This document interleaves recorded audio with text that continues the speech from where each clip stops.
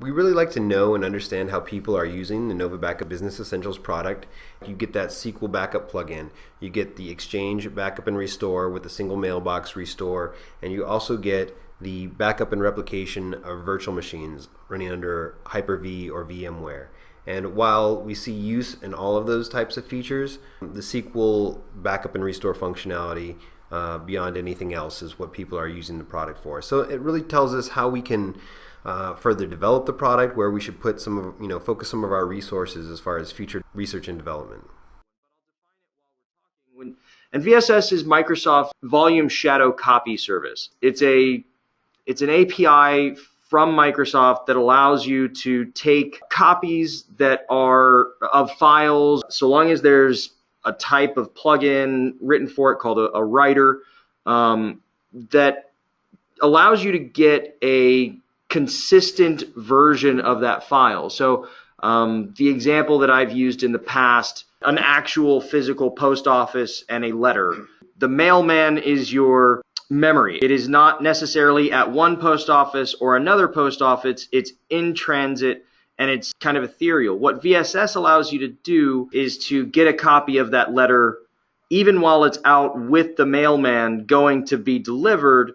It allows you to get a copy of that letter from the first post office. It allows you to maintain consistency and an understanding that this thing is out, but I still have a copy of it, so I'm going to hold on to it, and when you want a backup of it, you have it. An inconsistent backup is that, like it says here, if files change before the backup job completes, there's inconsistency. Pending operations in memory may be lost. Going back to that mailbox, the postman situation, if you've mailed the letter and you try to do a backup, you might not get information about that letter at all. This is probably the most obvious way that NovaBACKUP Business Essentials and the VSS-based backup of SQL differs from the NovaBACKUP server or just a copy and paste or anything like that from SQL.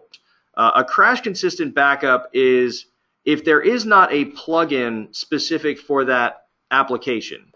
There is still a system-wide VSS component. Now, NovaBACKUP Server does utilize that, and that's what a crash-consistent backup is. All data is captured at the same time. VSS pauses I/O and takes snapshot. Pending operations in memory may still be lost. The difference here between inconsistent and crash-consistent depends on whether or not you are calling Microsoft VSS in order to run that copy.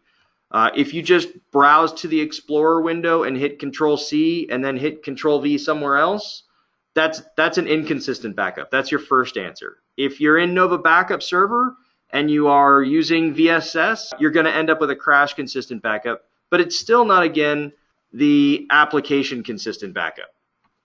So an application-consistent backup is all the data is captured at the same time, and there is an application-specific VSS writer. It gets rid of all the pending I/O, and it's the same state as if you had properly shut down the application and you were getting that copy of your SQL or Exchange. The great thing about these application-specific VSS writers is they're typically written by the company that's providing the software, so they're giving you the direct plugin. They, particularly with Microsoft SQL and Microsoft Exchange, those are, they come with the installation. They're defaulted. I'd be hard pressed to find a way to disable them from being installed natively. And so they're part of those core applications, and it's their way of providing applications like NovaBACKUP the ability to grab those files in a safe and consistent manner that's specific to that application. I also wanted to mention, obviously, NovaBACKUP Business Essentials is really the product that includes those specific plugins and is going to access those VSS writers versus our NovaBACKUP Server product, which is for your flat file server type of product. Right. I mean, imagine if you're running healthcare patient data and suddenly, because the backup didn't use the application-specific VSS writer and something failed, you lose a day's worth of work. That's that's not really acceptable. The last one here is the image backup and VM snapshot, and it's when the virtual machine is paused, memory contents copied to a file similar to hibernation. If you guys have used VMs, VMware Desktop, anything like that, I'm positive that you are familiar with this kind of concept.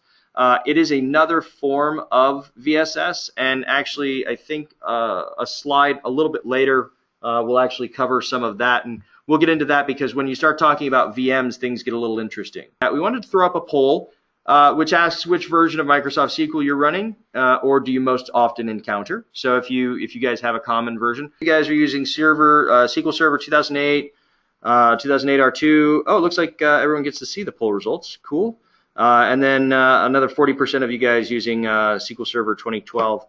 Not too many on 2014 or the upcoming 2016 stuff, but that's okay. I'm sure we will see more of those feature requests roll in as we see Server 2016 make its way down the pipeline to us. Whether you're going to take this and approach this at the VM level, or you're going to approach this at the application SQL level, you should be doing it with BE because it's the one product that does kind of all of that. It's our answer to all of those application backups. This is the physical edition. So this is, you have a physical machine, it's running SQL, you install NovaBACKUP. This is the easy way, this is what everyone knows, it's pretty obvious. You install NovaBACKUP where you want to back up the application. So then there's the option of installing NovaBACKUP on the Hyper-V host itself, and then inside of one of your virtual machines is SQL, and you back it up using NovaBACKUP BE that's on the Hyper-V host. And then there's this option as well, or a hybrid of this option, which is NovaBACKUP BE sitting on the host and NovaBACKUP BE sitting on the virtual machine itself. My recommendation is always to go with the BE sitting on the application server. So the basic steps to backup is that when we trigger a backup, NovaBACKUP will call into the host's VSS. So this is the hypervisor's host VSS service. Hyper-V itself has a VSS writer, like I mentioned earlier. It has an application VSS writer. And what it does is it will trigger out the volumes and the volume snapshots, and then it sends it back to us. So it sends also a message out to a different type of VSS writer here. And if you've worked with Hyper-V, then you're going to recognize these words, Hyper-V integration components. If you've worked with VMware, this is your VMware tools. But there's actually a communication layer that happens between the Hyper-V host or the VM host that we're on and the virtual machine itself. And what it does is we communicate to the Hyper-V's VMware or Hyper-V's tools, and those tools inside the virtual machine also fire off the same series of events. They fire the VSS services, they fire the VSS providers, they trigger a volume, they trigger a snapshot, they send it back to the integration. And the only difference is that instead of sending it back to NovaBACKUP in this step, they send it back to the writers, and the writers come all the way back to us through those programmatic endpoints. If we were on the left side, if we had SQL backing up on the host, you would also see another step here that says Hyper-V host VSS provider. You would see another step here that says Microsoft SQL VSS writer. And we would actually make a separate call to that Microsoft SQL VSS writer. And that's because we, being an application installed on that machine, are able to see and sense that that writer is there, and then trigger it, and then get that specific feedback and response from that application. That is not necessarily the case with a VM. If the tools aren't working well, or the VSS provider is not working well, or something of that nature, things might not go that way. So when you're doing a Hyper-V backup or a VMware backup, and you're doing it on a server that's got an application there, you're going to end up with, instead of an application consistent backup of your SQL or Exchange, you're going to end up with this crash consistent backup, because you're still triggering VSS from those VMware tools or Hyper-V integration components, but you're not triggering SQL or Exchange specifically. And that's where it's really up to you. If crash consistent is good enough for you, and I don't personally, it wouldn't be for me in my business, but if it's good enough for you and your business, this is a way that you can do that if you're doing it at that level. If you're not going to do it at that level and you want to do it at a safer, more what I would consider supported level, is I would go ahead and say maybe even two sides of this. One side is I'm going to do a virtual machine backup, which is at the host level, but I'm also going to do application level backups inside the VM specific to the applications so that I can deal with and interact with the local machine there. So one of the most common questions after people hear these statements about crash consistent or file consistent backups or anything like that is, what if no application specific VSS writer is available? A great example is MySQL. What I've done in the past, we've had a couple of customers that, understanding that limitation and also understanding that we have the ability with NovaBACKUP to run pre and post scripts. What we've done is we've put together batch script files and things like that, completely unsupported, by the way, but it can be done, and there's workarounds available. Those pre and post scripts can get pretty amazing, actually. And what we ended up doing was we set up a backup that was scheduled to back up a particular folder, and the batch scripts themselves were set up and configured to use the MySQL dump command and dump that file out to the folder in the pre-script, and then during the backup job, it backed up the MySQL file. There's been a couple of other databases that don't have something as fancy as the MySQL dump. In those situations, we've worked with the customer to actually shut down the database using command line or whatever it is through a batch script in the pre-command, do a file level backup once it has been successfully shut down, and then in the post script, turn the application back online. We'd love to run another poll here real quick, and that's going to be what types of non-Microsoft SQL do you use or encounter? A wide win for the MySQL guys. Some Sybase, some Postgres, Oracle. We have, whenever you have NovaBACKUP, you have to type in a license, and you have to do, license, and it has to be validated.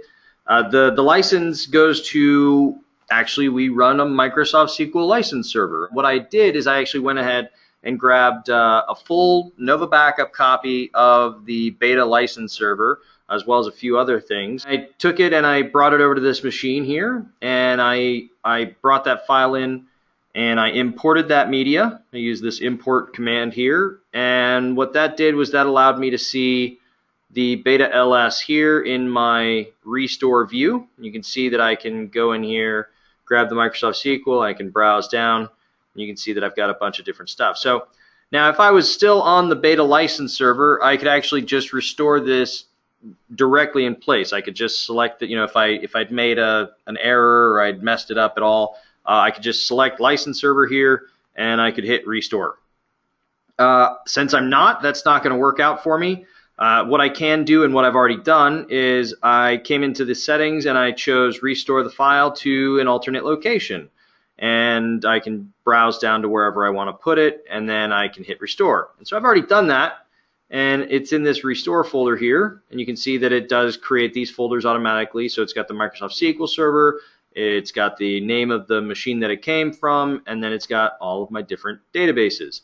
And if I jump into the license server database here, you can see that I not only have these two license server files, but I also have a bunch of other stuff that does need to, it's what we have and what we utilize to help restore that file or that database kind of back in place. Now, you would also see a large number of log files here if this beta license server had much in the way of temporary content or data or anything like that. Since it doesn't, you don't really get to see much of those. These XML files have a little bit of information surrounding them.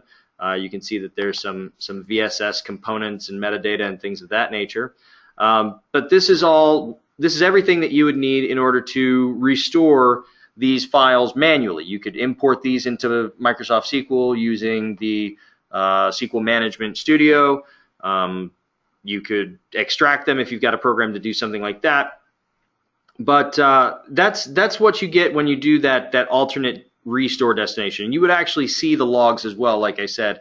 If you were dealing with a heavy transaction, Exchange Server in particular really comes to mind on that, since there's a ton of well, generally speaking, a large amount of information inside of an Exchange Server. So one thing that I did, though, I wanted to give this as kind of a live demo.